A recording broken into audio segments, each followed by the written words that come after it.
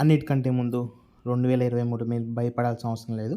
మీకు కావాల్సిన క్లిప్ అనేది తీసుకోండి. ఇట్లా తీసుకున్న తర్వాత క్లియర్గా చూసుకోండి.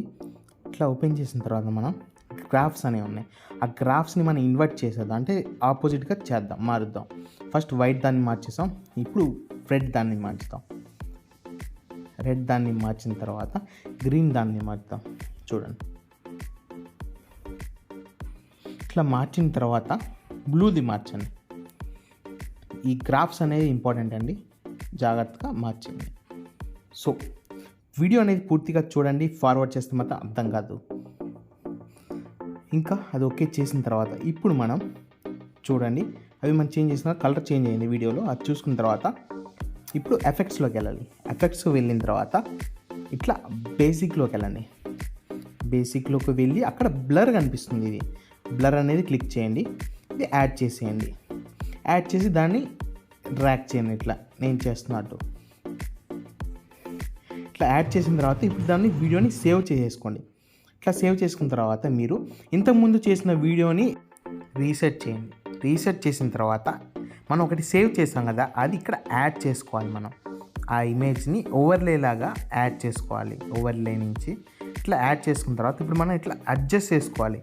స్క్రీన్ ఇంతకుముందు వీడియో ఎట్లా ఉందో ఆ వీడియో ప్రకారంగా ఇప్పుడు మన ఓవర్లే అనేది వచ్చేసింది కదా, దాన్ని ఇప్పుడు మనం అడ్జస్ట్ చేసుకోవాలి. చూడండి, పైన అక్కడ నేను అడ్జస్ట్ చేస్తున్నాను, ఇదిగోండి.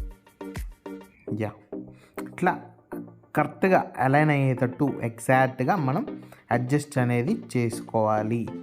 సో అప్పుడే మనకి వీడియో అనేది కరెక్ట్గా వస్తుంది. చూసుకోండి, అడ్జస్ట్ అనేది అయిపోయింది. ఇంకా మనం నెక్స్ట్ స్టెప్ ఏంటంటే, కింద మనకు ఒక ఆప్షన్ కనిపిస్తుంది స్ప్లైస్ అని. ఆ స్ప్లైస్ అనే ఆప్షన్ కొట్టిన తర్వాత బర్న్ చేద్దాం వీడియోని. బర్న్ అనే ఆప్షన్ ఉంటే దాన్ని మనం ఆక్యుపెన్సీ అనేది ఎంత పెట్టుకోవాలంటే 24 నుంచి 30 లోపల మీరు పెట్టుకోవచ్చు. దాన్ని నేను 24 పెట్టుకున్నాను. ఇట్లా పెట్టిన తర్వాత వీడియో ఇంకొక నెక్స్ట్ స్టెప్ ఏంటంటే, మనకి ఒక వైట్ ఇమేజ్ అనేది యాడ్ చేసుకోవాలి ఓవర్లేలాగా. వైట్ ఇమేజ్ యాడ్ చేసాను నేను. ఇట్లా వైట్ ఇమేజ్ యాడ్ చేసి ఇట్లా అడ్జస్ట్ చేసుకున్నాం. ఇట్లా అడ్జస్ట్ చేసుకొని పూర్తిగా వీడియో మొత్తం వచ్చేటట్టు డ్రాగ్ చేసుకోవాలి. ఇప్పుడు నేను చూడండి డ్రాగ్ చేస్తాను మీకు. ఇట్లా చూసుకోండి ఫస్ట్ వీడియో అసలు ఎట్లా వచ్చిందో అని. సో ఇప్పుడు నేను దాన్ని డ్రాగ్ చేస్తాను, ఇదిగోండి. ఇట్లా వైట్ ఇమేజ్ డ్రాగ్ చేస్తాను. డ్రాగ్ చేసేసాను.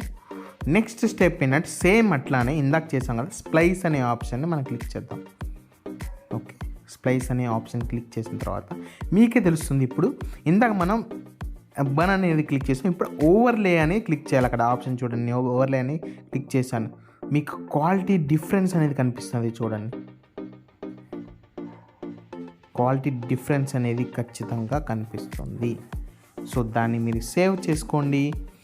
మరిన్ని ఇలాంటి వీడియోస్ కోసం మన ఛానల్ని సబ్స్క్రైబ్ చేయండి ఫ్రెండ్స్. Thank you. ఏమన్నా డౌట్స్ ఉంటే మాత్రం కామెంట్ బాక్స్లో ఏ అభ్యంతరం లేకుండా పెట్టేయండి.